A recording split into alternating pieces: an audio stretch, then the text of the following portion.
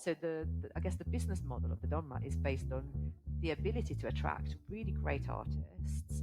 And the great artists, as in the actors, will come because they know that they get the best directors, the best designers. And so it's basically when you want to make a cake and you go and buy all the absolute best ingredients to make the cake.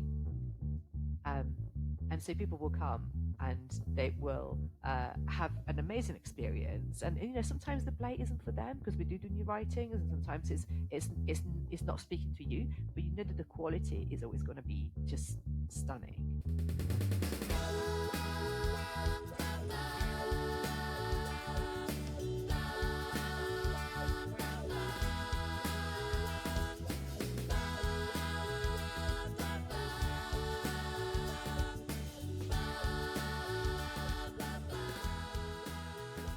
Welcome to Over Here, Over There, your podcast across borders. I'm Dan Harris, and I'm joined by my podcast colleague, Claudia Koestler. We're here this time to lift the curtain and peek behind one of the world's most vibrant and glamorous scenes, British theatre, and talk to a special guest from one in particular, Silvia Melchior from the Donmar Warehouse. But before that, please don't forget to like and subscribe to Over Here, Over There, and leave a comment. You can also find more about the podcast on overhereoverthere.org and our Patreon page, where you can support the podcast and pick up some cool merch if you're so inclined. We'd love to hear from you. London's West End is world-renowned and a cultural icon and one of the UK's biggest attractions. But it doesn't just entertain, it employs thousands and plays a crucial role in London's tourism sector, attracting visitors from around the globe. It is also a powerhouse of economic activity. In 2022, West End theaters welcomed more than 16.4 million visitors, generating about £892 million in revenue. These numbers are supposed to have risen significantly in 2023 and further in 2024. But despite its economic performance, many London theaters, including some of the most prestigious, operate with minimal government funding. This raises intriguing questions. How does London theaters stay so vibrant despite financial insecurity? And what lies ahead for West End theater, and what can other countries learn from it? To unravel these mysteries, we're thrilled to welcome a very distinguished guest, as we mentioned, Silvia Melchior from the Donmar Warehouse, an innovative theater in the heart of the West End, which has garnered critical acclaim and numerous awards over the decades, despite its intimate size. Silvia has worked for many artistic and cultural organizations, including Royal Covent Garden, the English National Ballet, the South Bank Centre, and is involved as a trustee and a member with several other performing arts organizations, including the Dancers Career Development, and as a trustee at Wild Arts, and co-chair of the fundraising networking group, Legacy Managers Group. Silvia, Hello. thank you so much for being our guest today. Thank you. You've had an impressive career, as we just mentioned, in the theater and dance worlds. Do you enjoy the razzmatazz of the bright lights and working with performing artists? And do any in particular stand out in your mind that you've encountered? Well, what a question to start with. But it's always really exciting to work with performing artists. It's seeing somebody get on stage every night and give everything to deliver a really wonderful performance, whether it's an opera singer or a ballet dancer or an actor. It's really truly a privilege. Very recently, we had the wonderful Adrien Brody on stage here at the Donmar, doing a play, a bit of new writing called Fear of 13, and that was really special. He had not done theatre before, so having somebody so famous and so A-list get on stage and just panic because they've never had the opportunity to be in front of a live audience and have to do that really kind of night after night deliver something.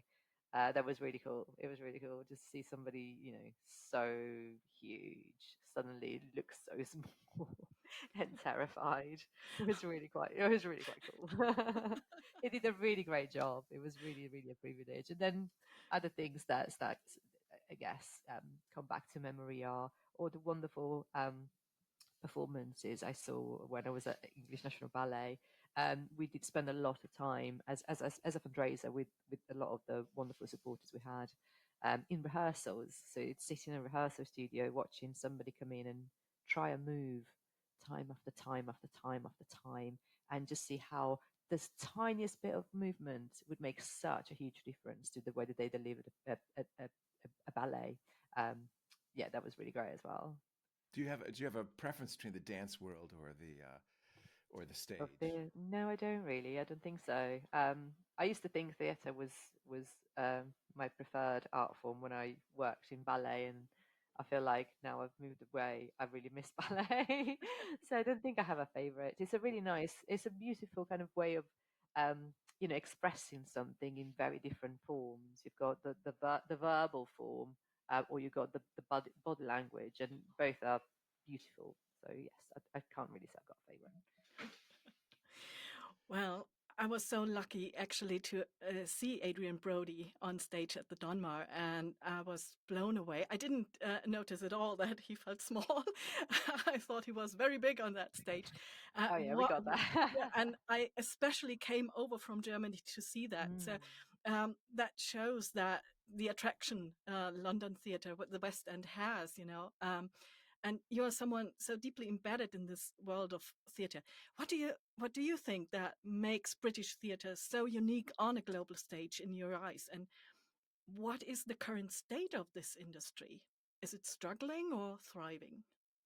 I think something that makes British theatre really unique is I think it's fearlessness. I think there's a real appetite for risk taking and for innovation and for trying out different things that might sound completely crazy to begin with, but could be brilliant.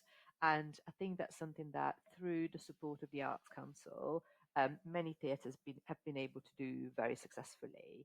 To your question about what the current state of it is I would say that because a lot of that funding has gone, it has made it really hard for many theatres to take risks and to do something that could be a failure. So that um, ability to indulge in potential failure has gone. I think everybody has to be so much more careful now in ensuring that they get it right and the show is a success.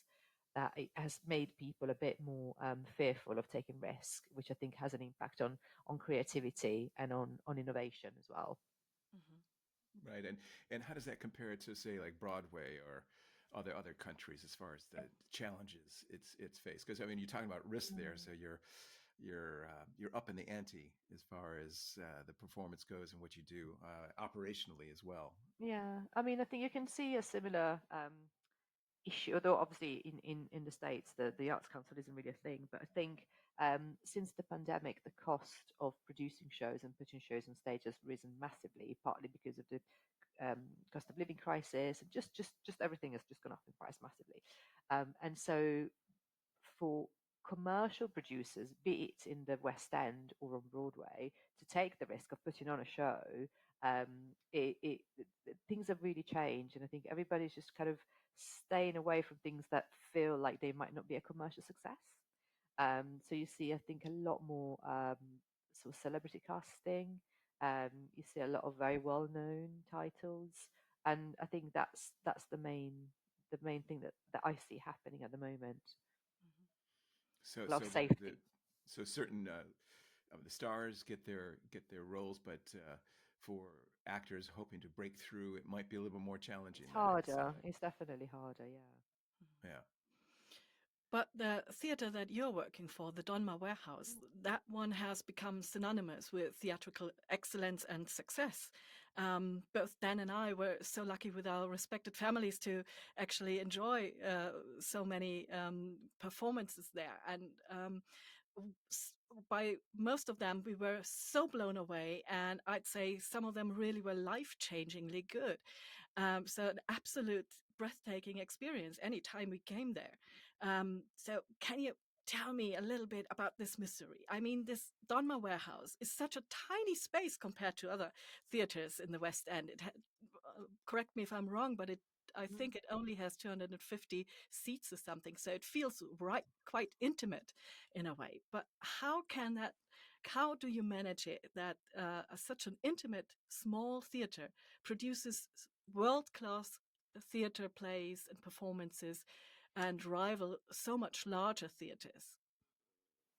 Yeah, it's a little bit of magic. The Donmar is incredibly unique. It is a very, very small space that was not built as a theatre. It used to be a banana ripening warehouse. So it's very much just a small, for a theatre, a small space. As you say, there's 251 seats. So you're basically never more than 4 rows away. There are 4 rows downstairs, 3 rows upstairs. It's tiny. And the way that about 32 years ago, um, its first artistic director, Sam Mendes, started to do sort of really high quality, kind of really well cast shows. And so we started to get this reputation of brilliant plays, great artists, really famous people there, with the best writers, the best directors, but you can't get in. And so tickets became a real premium. And so we started having people who would pay extra. So like a whole fundraising team was born. To get access to seats because they were so desperate. So the tickets themselves are really cheap, but actually to get those tickets is quite difficult. And we usually have 6 productions a year. Each production is about 8 weeks. So if you think about 250 tickets for 8 weeks, when you've got Adrien Brody and you're just a couple of rows away from him, of course demand is massive. So I guess the business model of the Donmar is based on the ability to attract really great artists. And the great artists, as in the actors, will come because they know that they get the best directors, the best designers. And so it's basically when you you want to make a cake and you go and buy all the absolute best ingredients to make the cake. And so people will come and they will have an amazing experience. And sometimes the play isn't for them because we do new writings, and sometimes it's not speaking to you, but you know that the quality is always going to be just stunning. And because of that legacy, because of that, I guess, brand awareness and that that prestige that we have, we've always been able to attract a really brilliant audience that comes back over and over. They know what to expect, and they are happy to pay extra to make sure that they can get their seats. And that bit of fundraising is what allows us to be able to afford the quality of work that we do. Well, I don't think there's a bad seat in that whole place. And, No, so not. any seat in the Donmar is worth it as far as I'm concerned. And I've never been disappointed at all. I've always, there's been a few shows that I've gone to and thinking, I'm not sure if I'm going to be into this or not. And they've always amazed me, always blown me away. How innovative and creative it is. So it's just I can't speak more highly of it.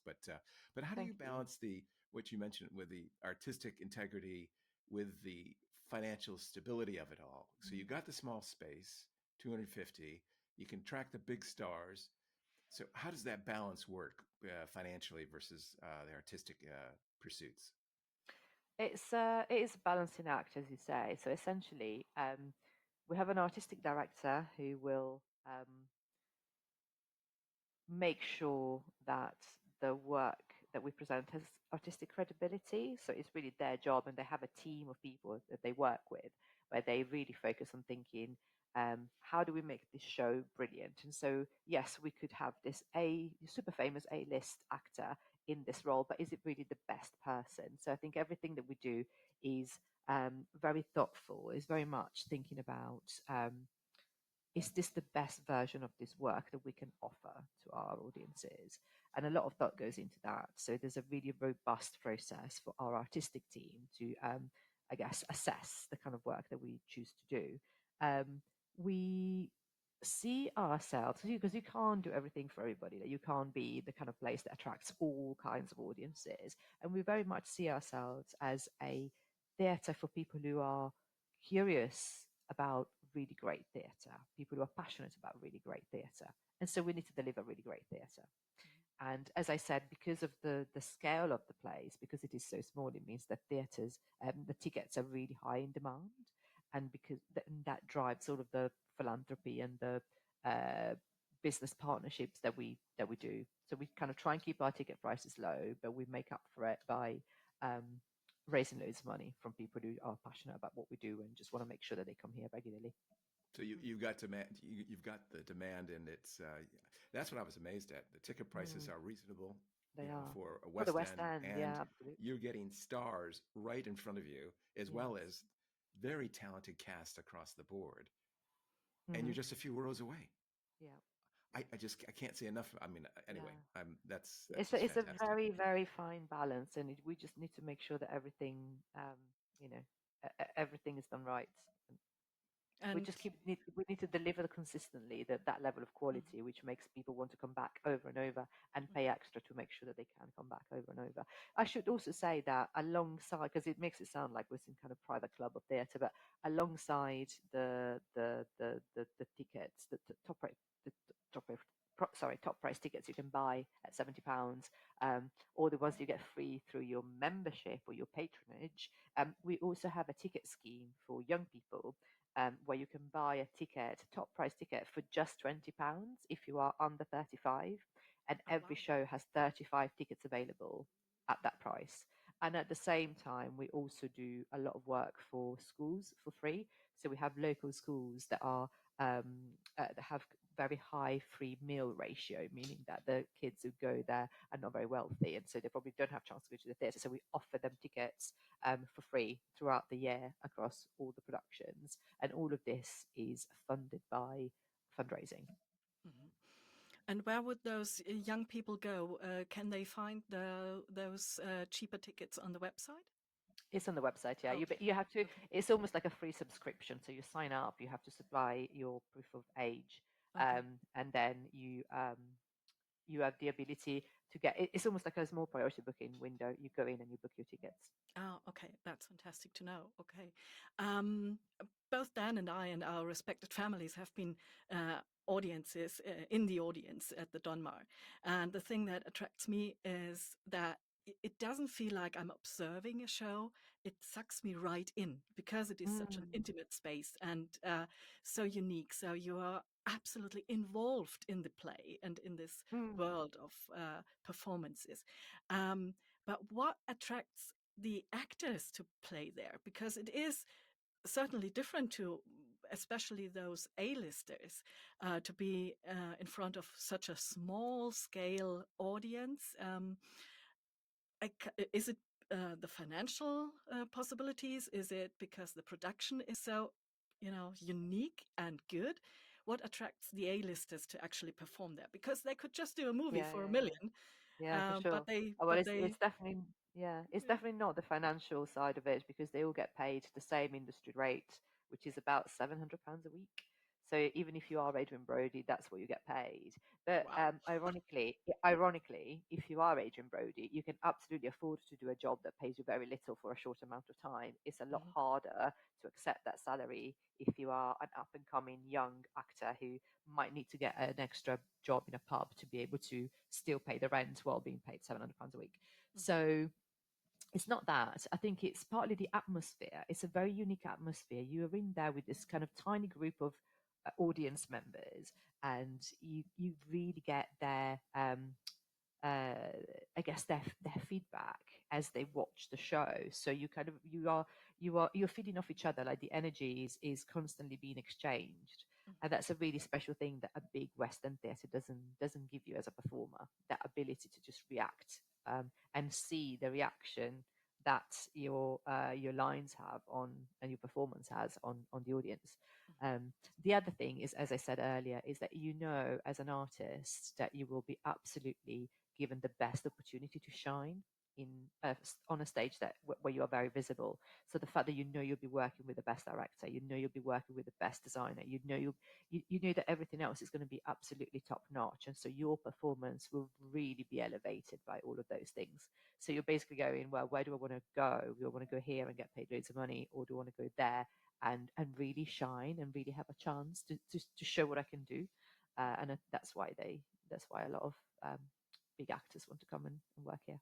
okay. Well, it actually reminds me of, well, it looks like an actor's studio. in a way. Mm. It's really built for their profession, Yes. and it's, I don't know, whoever is, if you've been to it, talking to the audience here, if you've not visited the Donmar, it's almost like theater in the round, although not quite. But like you said, with all the actors, you get to see them up close and see all of them perform, not just Yes. someone posted in the back in a position, as far as blocking where they're standing and all this other stuff. You see the whole action and take it all in. So as Claudia says, you're sort of drawn into their world. So that's what I mean. To me, it feels like an actor's studio. But It's nicknamed the Actors Church because I oh, guess is of it? the benches. Yeah. Oh, Oh, okay. right. Yeah. Very good. Spot on, Dan. Yeah, Yeah. yeah. There you Very go. good. There you go. So, but when you take productions though that done really well, and sometimes you move them to your like sister organizations or other theaters that you have Mm. partnerships with that have Yes. like 2,000 to 3,000 seats. How does that happen? And what's the secret behind creating a production which you can adapt and move to a theater like that? Mm. I mean, I guess Right. it's quite difficult to replicate the atmosphere that you get in the Donmar Yes. in any other theatre that is any bigger than the Donmar. We're taking the Cherry Orchard to St Anne's Warehouse in Brooklyn, and that has a similar vibe. It's kind of it's a big warehouse essentially, but it can be made slightly smaller. So it does absolutely work in a place like that. When you take something, say Macbeth, which I know you saw. Um, to someone like the Pinter, which is a lovely West End theatre, but it is bigger. You do lose a little bit of you lose that so the quality is still there, absolutely, the quality of the performance, the quality of the production, but the atmosphere and the intimacy inevitably will get lost a little bit. So you do need to come and sit at a Donmar to get that real experience. Right. Speaking of Macbeth, which was, I have to tell you, an absolute sensational production with David Tennant and Cush Jumbo, of course, and in the leading roles. And as far as I know, it has been filmed at the Donmar and It is has, yes. shown in cinemas across the world. That is something very intriguing, of course, because it can attract a larger crowd that were probably not lucky enough to get tickets for the original show. Is that a way forward to um, show those productions to a larger audience and attract new crowds to the theatre scene? So obviously we're always looking at opportunities to share the work with a bigger audience. Obviously having the people who come and see us is at the Donmar is great, but there's a huge amount of people out there who would also obviously love to see our work and don't really get to come to sit here. So transferring to a bigger theatre is one way, and then the idea of filming something and having it broadcast. It could be on a website or it could be in cinemas. That's also something that we obviously love to do because it means it makes a brand better known outside, and so people might get to see it, might get to see a play somewhere else, and then come and visit for the first time when they are in London. And it means we definitely get to reach a much bigger audience. So that's a really great thing to do. It's hugely expensive, I should say, to record something because you have to have all the cameras in for usually a couple of performances. When you do that, you can't have a real audience in. You have to sort of stage the audience a little bit because they have cameras in the way all the time. And sometimes the cameras are on stage, so that would be really disruptive if you were trying to see the play. So you basically lose a couple of performances, and obviously all the equipment and all the editing costs a huge amount of money. So we usually have to partner with another organisation, so like NT Live, for example, or Trafalgar for Macbeth. They will kind of they have the equipment, they have the skills, and so they'll come and do it, and then we either share the costs and then share the box office, or they do everything and then take everything. After it's been in the cinemas, are you planning to release it on DVD or on a streaming website or something like that? Possibly, I don't know at this stage, I'm afraid. I think we're just going to see how the cinema run goes, and then it would be a shame not to make it available for a purchase. It's just I don't know what platform. You're listening to Over Here, Over There with your hosts, Claudia Koestler and me, Dan Harris. We're speaking with our special guest, Silvia Melchior, the Director of Strategic Development and Fundraising at the Donmar Warehouse in London. We'd like to thank some of our partners and friends who helped make this podcast possible. Tim and Catherine Mountain at Even Load Films and Productions, and Chris Davis at Chris D Projects Web Design. Check out our website at overhereoverthere.org and our social media channels. Please don't forget to like, subscribe, and share this episode. We'd really appreciate it. Now, back to our show.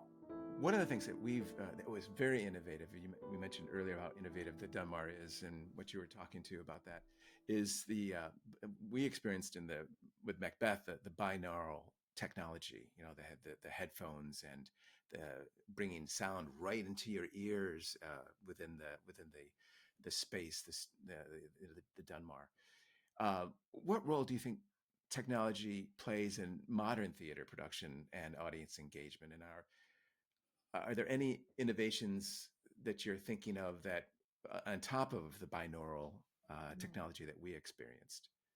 Yeah, I mean, technology is something that can really open a whole load of creative avenues, and I think it's really interesting to see how technology can be incorporated in a lot of the plays that I have seen and we've had the chance to work on. Something that has been quite exciting recently that I've seen in a couple of shows has been the use of live camera work. So I don't know if you saw Dorian Gray with Sarah Snook in London. I think it's transferring to Broadway as well. She plays all of the characters in Dorian Gray, and quite often she's filmed live, and the if the result of the filming is visible right next to her, so you kind of have multiple screens on stage, some of it showing herself as she acts, and then some others showing pre-recorded images, and that creates a really surreal staging, and it's, I think, technically really, really amazing. And I've seen that in a few performances. We actually had something called the Human Body, where a lot of it was being filmed as well, so it was camera work live on stage. So that's really exciting. There's a lot of talk about what AI will do to the sector. So no idea at this stage, but we'll see. But yeah, the technology is definitely something that is really worth exploring. At every opportunity, I think. Yeah, I really like what you did in Human Body. Like you say, when the real life kind of news reporting right there and flashing it up behind. So you had that extra kind of film noir feeling behind it all, and Yes. as well as the stage. It was just very, very innovative, very innovative. Wow. I mean, let's talk about diversity. London is, in my eyes, quite a diverse city, and the theatre scene as well in London. Is that something you use as a conscious strategy when it comes to production choices, casting, something like that, or does it just happen? How conscious do you plan ahead in that regards? I think there is definitely conscious planning. I think I guess where it comes from is a desire to think about the traditional makeup of theatre being quite a sort of white, quite middle class industry, whether it's behind the scenes or on stage or on the creative side. And so there's a whole load of demographics that are not really being represented. And so you are missing a connection with specific audience segments because they are not really seeing themselves. They're not seeing their stories. They're not given an opportunity to uh,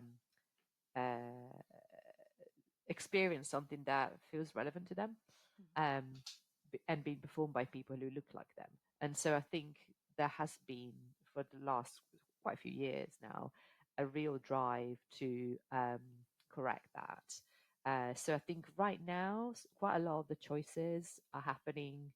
I wouldn't say by chance, but not really by chance. It's just that by nature, the pool of people who come forward as directors, as lighting designers, as actors is much more diverse. And so, as a natural result, the makeup of the creative team and the company is more diverse, but that is the result of a lot of strategic work that has been done to make sure that that happens.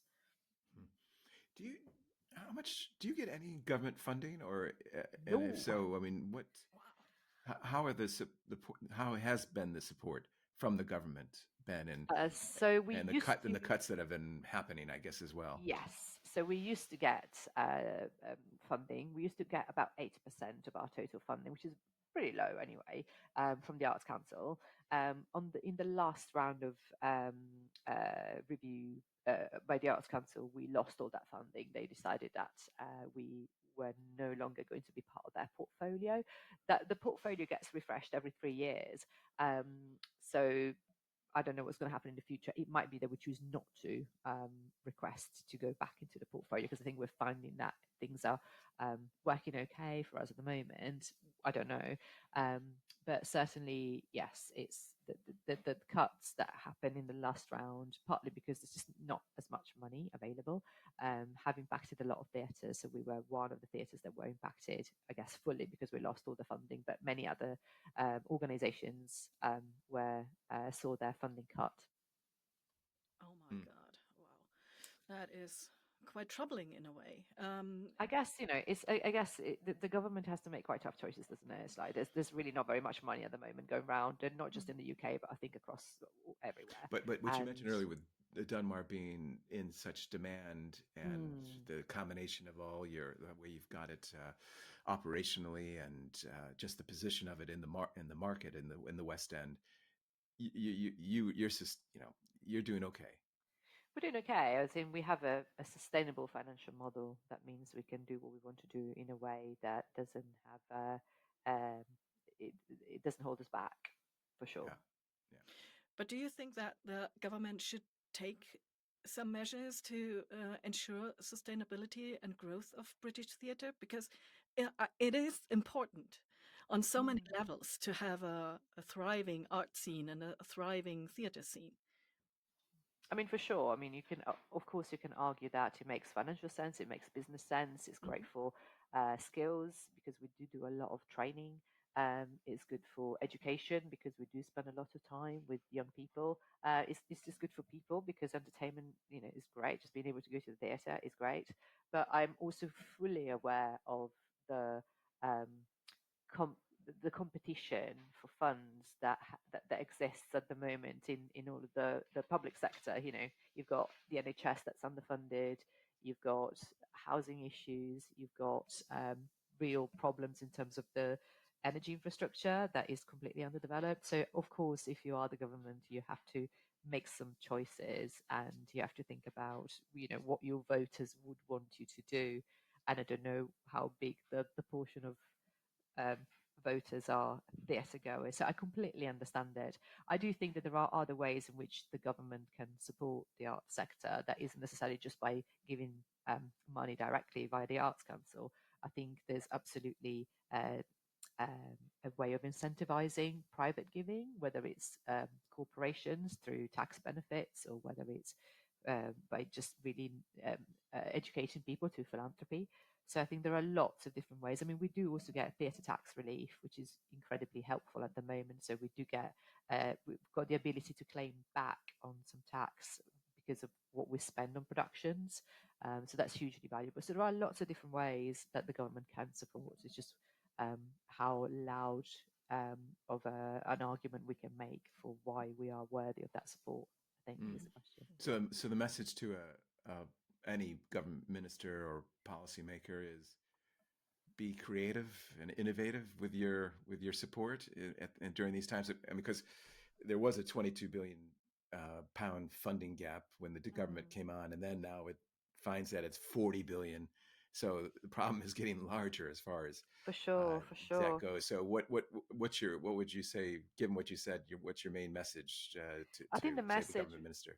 I think the message would be to just have an open and regular conversation with people in the sector, because obviously we are best placed to tell the government what our issues are, what our needs are, and we can help in coming up with creative ways in which we can get support. So it's not just oh, you have to think about us and you have to find a way to fix it. It's like just talk to us regularly, and then we can come to some conclusion or together.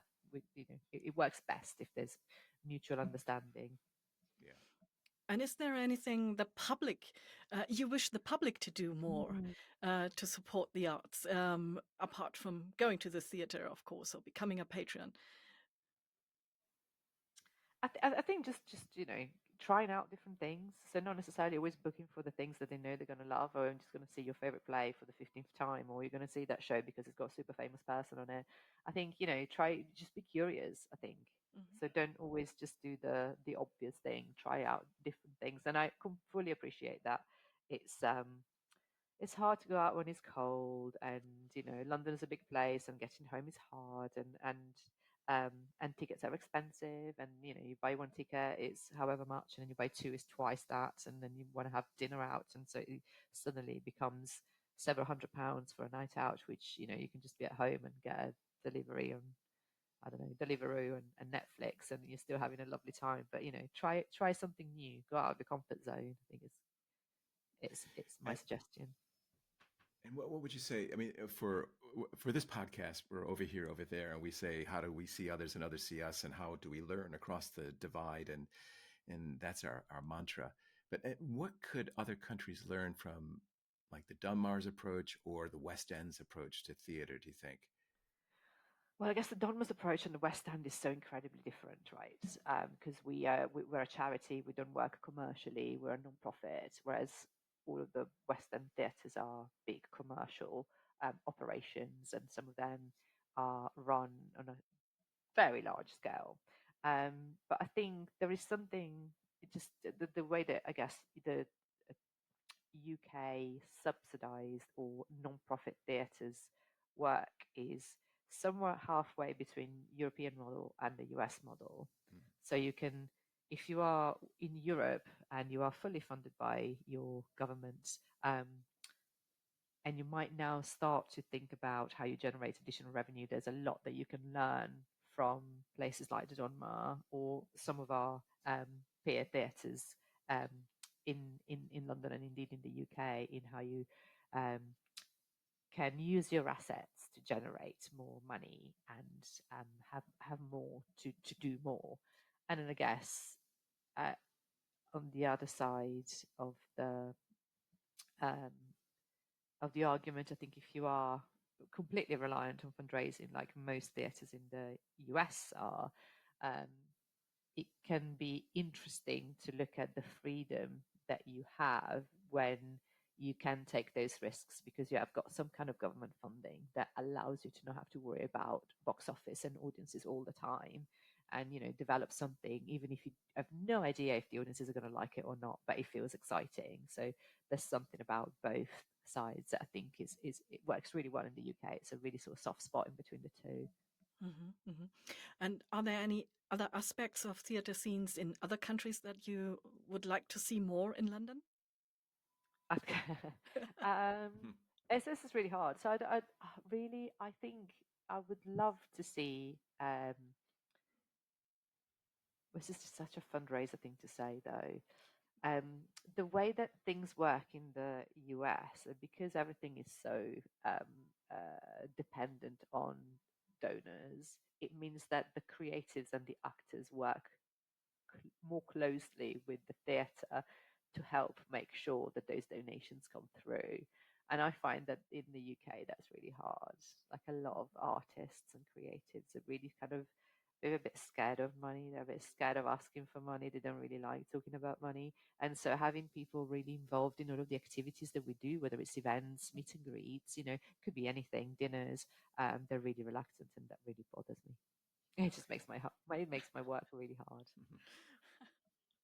Well, we know it's going to be a kind of a tough next 5 or 10 years for the economy and the UK and the budget. For But sure. I mean, you're very international. You bring in people from all over the world into your theater, I know. But where do you see the future of the West End or London generally, and particularly the Donmar, over the next over that time, over the next 5 to 10 years? I mean, to be completely honest, I don't think it's particularly rosy. I think it's going to be really tough. I think the smaller organizations are really going to struggle. And so I think there might be a little bit of a slump before it gets better. I think at the moment it's somewhere like London, there's so much choice, there is so much on offer, there is so much wonderful work, and people they take that for granted sometimes. And we have seen during the pandemic and post-pandemic lots of really brilliant small companies and theatres just disappear. And I think it might be that we need to get to a stage where a few more disappear before people start to notice and start to do something about it. I think I think it's going to be quite hard for the next few years to make a really compelling argument that we as a sector are really crucial, because there is so much need for, there's just so much going on in the world at the moment. And you know if people can't get their healthcare, or they can't get on the property ladder, they can't afford their rent. Yeah, theatre's great, but they're not going to worry about that. So I think it might just be that we just have to sort of try and navigate the next few years and see some casualties before people take notice of how much the cultural sector really matters. You mentioned the pandemic, but what about Brexit? What impact had Brexit on the theatre scene? I don't think it had a major impact, I don't know, you probably know this, but I am Italian, so like Brexit wasn't great morally for me. And I was just kind of hoping that everything would go like really badly wrong. But actually, some of the visa applications are a little bit trickier in terms of like working internationally. And then for the UK, I think there's less availability of some of the funds that we used to be able to access from Europe. But overall, I'm not sure that he has had a really major impact. He has impacted loads of other things, especially sort of financially and economically. But I think in terms of the theatre itself, not massively, I'd say. Okay. Do you employ a lot of British employees, or a mixture of It's a mixture. international? Yeah, it's a mixture. As I said, I'm Italian. There's people from Poland, people from Canada in the team, people from the US, somebody from France. So yeah, it's quite international. Okay, so finally, if you could stage any production with an unlimited budget and also your dream cast, let me tell, what would that be and why? So my favorite play of all times is The Importance of Being Earnest by Oscar Wilde, and I've never seen a bad version of it, just because it's such a good play that you cannot destroy it. Like you can't. It doesn't matter how badly you stage it. It's just so good that it doesn't matter. So I would love to find a stunning version of that, and somehow have Timothée Chalamet in it. Right. Maybe do all the roles. I'd be Yes. absolutely fine with that. There you go. The That'd hot be my ticket at the dream. moment, he is, isn't he? Yeah.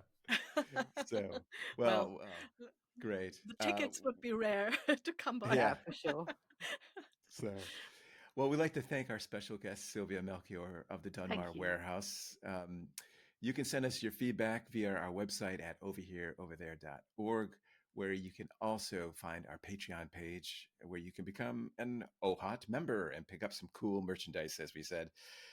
Check us out on our social media channels as well, and tell us about your attendance and support for theater and performing arts in your city or region in the comments below.